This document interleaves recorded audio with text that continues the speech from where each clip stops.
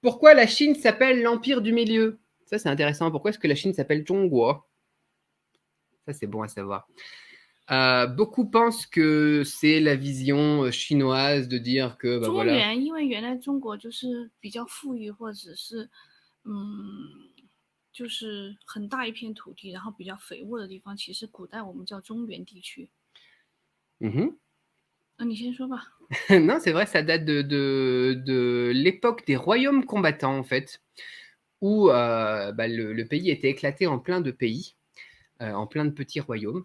Et les vieux, au final, le vieux royaume, la partie en fait qui s'est fait éclater, le gouvernement initial, proche du Yangtze, justement, du fleuve du Yangtze, était un petit peu au milieu de tout ça. Et du coup, eh ben, il s'était appelé pays du milieu.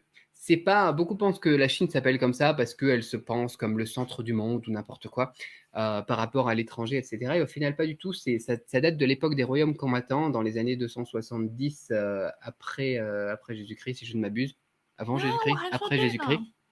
因为先前就是中原统治者认为自己是世界的中间，当时北有少数民族狄，东有少数民族夷，南有蛮，西有少数民族Ouais, ça戎，c'est所以就 culturellement 把自己 parlant. 称为中原，然后就是中 Culturellement 国的 parlant, 中国。effectivement, la Chine s'appelait aussi Zhongyuan avant. 嗯，Parce qu'ils pensaient justement qu'ils étaient au centre du monde, mais au final, 还有 l'appellation Empire du Milieu date de la période des royaumes 还 combattants. 有一种解释，说是中国不是那个孔子之道嘛？孔子之道会觉得中的意思是中道中正，中央中庸不偏 En 不 fonction de 倚，有点 Confucius. 像，有点像，就是就像法律一样，就是中间就是平等的，不会有偏差的那种，就是不虚不偏， Intéressant. 然后事 Donc 到其中。